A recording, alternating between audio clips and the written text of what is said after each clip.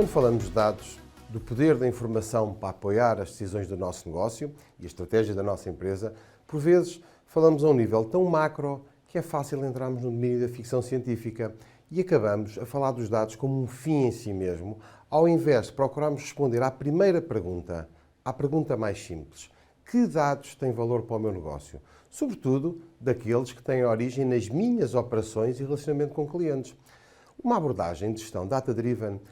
é tão mais importante à medida que os modelos as a service têm vindo a aumentar a sua penetração. Modelos esses que, nos vários sistemas, plataformas e touchpoints, recolhem dados de clientes existentes, de novos clientes, naquilo que é uma oportunidade que não pode ser ignorada para tratarmos esses dados e transformá-los em ativos que possam ser monetizados. Esses ativos podem ser monetizados gerando receitas, gerando awareness ou diferenciação de mercado, através da criação de vantagens competitivas para o meu negócio. Outros servem como apoio à tomada de decisão, pelo que fica cada vez mais claro que aquilo que era o espaço para a navegação à vista está a diminuir e que a estratégia das empresas pode e deve ser um modelo mais objetivo e com superior conhecimento e mitigação de riscos associados. Procurando concretizar agora o que justamente acabei de referir, eu vou falar-vos de um caso concreto de monetização de dados resultantes, neste caso, daquilo que é mesmo uma atividade da Altice. Vou-vos falar da plataforma GeoAnalytics, onde nós monetizamos toda a informação, portanto, a informação baseada em dados agregados e anonimizados da rede móvel, MEO, e disponibilizamos informação sobre aquilo que são os padrões comportamento e fluxos de mobilidade. Portanto, neste caso concreto, a abordagem foi simples. Identificámos o valor destes dados, a sua capacidade de gerar informação válida para a Altice e para que setores são importantes, como o turismo, a administração local, o retalho, entre outros. E procurando aqui exemplificar, por exemplo, se eu sou do turismo, posso saber de onde vêm os meus clientes, quais os seus trajetos, quais as suas nacionalidades, quais as horas de maior fluxo, se são residentes, onde e quantas noites pernoitam, quais os seus escalões etários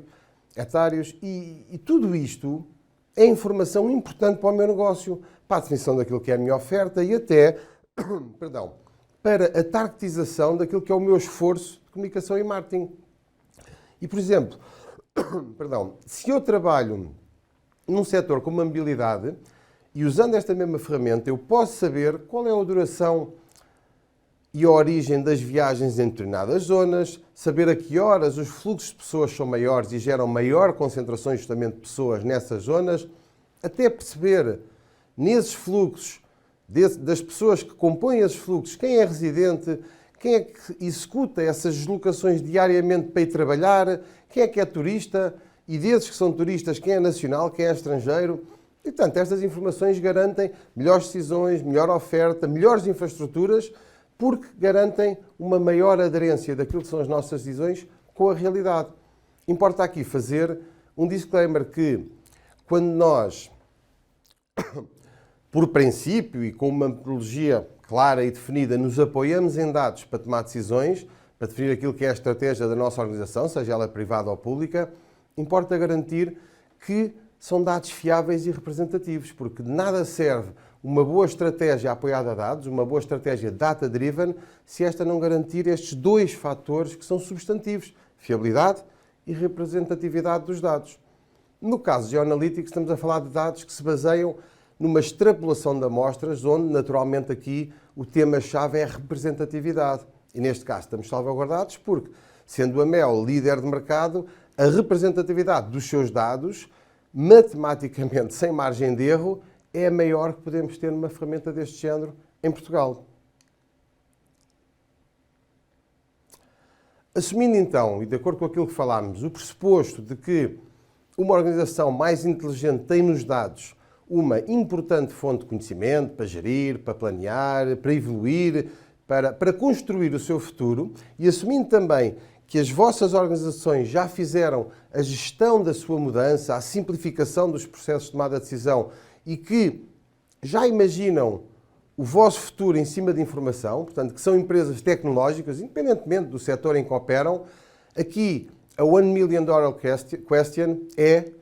por onde é que nós devemos começar. E num estudo recente da IDC, que eu li, dava-se um conselho muito válido, mas muito simples, como normalmente as coisas simples são sempre as mais válidas, e que era defendida uma abordagem gradual, sustentada, onde as empresas fariam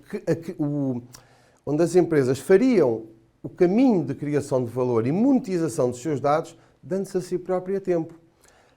Tempo para compreender o valor e o impacto desses dados, quais os seus riscos e como é que esses riscos devem ser mitigados. E, portanto, podemos dividir este caminho, para simplificar, em 3 fases, sendo que a primeira fase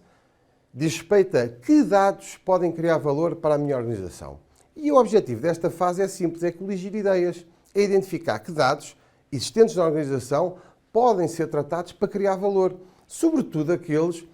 que mais podem impactar aquilo que são as minhas decisões de negócio e aquilo que é o meu relacionamento com os clientes. Depois, feita esta lista de ideias, há naturalmente que envolver todas as áreas da organização e consolidar uma visão de como é que o tratamento e utilização desses dados identificados pode, no mundo real, e aqui é muito importante, aqui já estamos a falar no mundo real, naquilo que é a atividade da minha empresa, criar valor. E distinguindo aqui que tipo de impacto é que estes dados e o tratamento destes dados pode ter, se é um impacto comercial, operacional, estratégico, etc. Esta fase aqui deve terminar com a formalização de uma lista de ideias que reflete aquilo que é a visão integrada da organização sobre quais os dados que, tratados, mais valor podem gerar para aquilo que é o seu futuro. Na segunda fase, é simples, vamos procurar aqui testar as ideias que identificámos na primeira fase. E aqui devem ser testes com amostras reduzidas para garantir que temos mais controle, mais interações e o máximo de feedback de clientes, de colaboradores. E o fundamental para cada ideia é perceber exatamente, e isto é mesmo uma coisa muito importante, é qual é a proposta de valor. Muitas vezes estamos a discutir dados e ideias e saímos da rota daquilo que é o principal. Qual é a proposta de valor de cada ideia que foi identificada? E para cada uma das ideias que nós consideramos que tem tração, que existe uma proposta de valor interessante, devemos logo imaginar e prever o que é que será um go live em escala daquela ideia, para perceber quais são os constrangimentos que eventualmente possam estar associados, riscos, que recursos necessito de ter e de garantir, porque depois, numa terceira fase, aqui sim, vamos implementar as melhores ideias. E aqui é muito importante, e talvez o mais importante, é esta definição do processo operacional para garantirmos que o feed de dados e esta cadeia está sempre a funcionar e garantir, como falámos há pouco, aquilo que é a sua fiabilidade e a sua representatividade desses dados que estamos a tratar. E é muito importante que aquilo que é uma estratégia data-driven numa empresa obriga, as mais das vezes, a um processo operacional de excelência, a equipas estáveis e a testes permanentes para aferir a qualidade desses mesmos dados. Há aqui uma chamada de atenção que quero fazer com este slide, é que se há coisa que a pandemia nos ensinou, é que as empresas têm que estar 100% focadas em perceber aquilo que são os seus ciclos de oportunidade, que podem ser muito curtos. O mundo está a mudar muito depressa, e nós temos assistido a isto nestes últimos 2 anos, pelo que eu, para assegurar aquilo que é a competitividade do meu negócio, tenho que garantir que conheço, que utilizo e, sobretudo, que potencio toda a informação gerada pela minha empresa, operacionalmente ou naquilo que é o relacionamento com os meus clientes. Sob pena de não vou conseguir surfar as diferentes ondas que o mercado todos os dias nos apresenta. Se eu sou lento, se eu sou pouco ágil, quando eu estiver preparado para surfar as diferentes ondas que o mercado nos vai oferecendo, o mar já vai estar flat. E todos nós temos consciência disso, e cada vez mais as vantagens competitivas desaparecem assim. E, portanto, ter informação, garantir conhecimento, é estarmos a antecipar a mudança, mitigar riscos, é adequar a minha oferta, é garantir a competitividade da minha empresa. Por vezes, há áreas da nossa empresa, áreas-chave até da nossa organização, que impactam até fortemente aquilo que é a estratégia, aquilo que são as nossas receitas, e que não geram dados para apoio à gestão. Um bom exemplo deste tipo de cenários é a indústria, onde muitas plantas fabris, pelo legacy daquilo que é a sua maquinaria, não geram dados de performance capazes de nos dar KPIs, para controlar, para otimizar, para tudo aquilo que é a minha atividade industrial em tempo real. São empresas ainda onde a norma são aqueles ciclos de otimização com base em tentativa e erro em ambiente de produção e todos nós sabemos os custos e riscos que estão associados a esta prática. Portanto, neste caso, o desafio é, independentemente da nossa infraestrutura fabril, conseguir extrair dados para visualizar em tempo real aquilo que é a performance do processo produtivo e, naturalmente, com o objetivo de mais produtividade, mais eficiência e controle da produção rigoroso em real time. E, mais uma vez, e como fizemos há pouco, procurando concretizar aquilo que acabei de referir e, mais uma vez, com o objetivo de demonstrar que hoje, aqui e agora, é possível transformar as organizações e apostar em estratégias data-driven, eu gostava de apresentar uma solução que faz exatamente aquilo que eu acabei de falar. A fábrica 3D permite-nos visualizar aquilo que referimos há pouco, em tempo real, a performance do processo produtivo da fábrica. E faz isto criando um modelo, uma réplica 3D exata daquilo que é o nosso chão de fábrica. E, portanto, nós vamos extrair e agregar os dados das máquinas, mas também, muito importante, dos processos e dos próprios operadores. Vamos criar aqui um Digital Twin 3D que fica disponível em portal de gestão, com toda a analítica de performance da fábrica em tempo real e que nos vai permitir, por exemplo, simular cenários de otimização de produção, evitando aquela estratégia de tentativa e erro em ambiente de produção. E, portanto, a lição deste produto e produtos similares que se adequam a outros mercados é que a tecnologia já hoje permite-nos criar aqui pontos de dados e informação entre aquilo que são as operações, independentemente do seu legacy, e a gestão dessas mesmas organizações. E disponibilizando aqui, naturalmente, informação fiável, representativa, para nos dar conhecimento, para nos acrescentar produtividade. Agora, falámos dos dados e temos vindo a falar nesta apresentação dos dados e é claro que numa estratégia que valoriza os dados, aquilo que é o seu tratamento, infraestrutura e processos associados não podem representar uma carga pesada na empresa que nos acabe por desfocar do negócio. Portanto, a infraestrutura necessária para esta jornada tem que ser simples, tem que ser flexível, tem que ser escalável. O mundo e a tecnologia, como nós falámos há pouco, evolui a uma velocidade que, e usando aqui neste slide a metáfora da aviação, o sonho aqui de ter aviões privados rapidamente se torna num pesadelo. O investimento que representam, a sua falta de escalabilidade e flexibilidade, rapidamente os tornam num risco.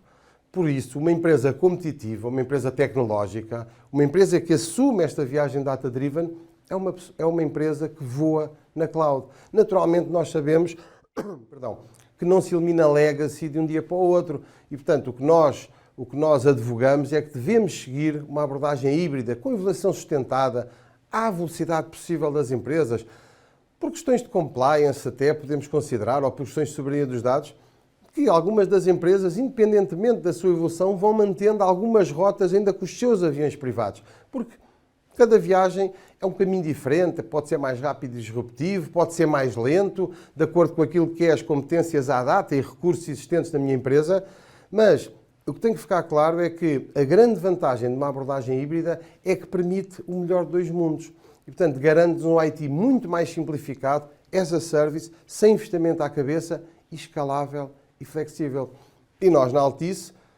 fazemos aquilo em que acreditamos e, portanto, acreditamos a 100% nesta visão híbrida, o que nos motivou, em 2021, a lançar, e continuando aqui na metáfora da aviação, o maior, o melhor e o mais rápido avião de cloud, mas aqui numa pista nacional. E estou-vos a falar do Stack Azure no Data Center da Covilhã, que é uma extensão da Azure em Portugal, num Data Center Tier 3 e que nos permite a utilização daquilo que são os serviços Azure, mas com menor latência e mantendo os dados em território nacional. Para terminar, e usando aqui uma frase que parece quase uma tripla dos autobolas, está sempre certo independentemente dos temas que nós estamos a falar. E hoje não é exceção, porque quando falamos de dados, de informação, de estratégias data-driven, estamos a falar de tecnologia a maior parte das vezes. Mas atenção, que o primeiro grande desafio para a transformação das organizações, das empresas, em empresas competitivas, em tecnológicas, não é a tecnologia, mas antes a sua própria gestão de mudança e adesão a este paradigma dos dados, pela sua liderança, pela sua gestão de topo. E, portanto, feito este caminho, assumir uma estratégia data-driven é a chave de uma empresa competitiva que vai usar toda a informação existente ou tente ser obtida para ser mais eficiente, mais rentável e mais competitiva. Obrigado. Altice Empresas, empresas que mudam Portugal.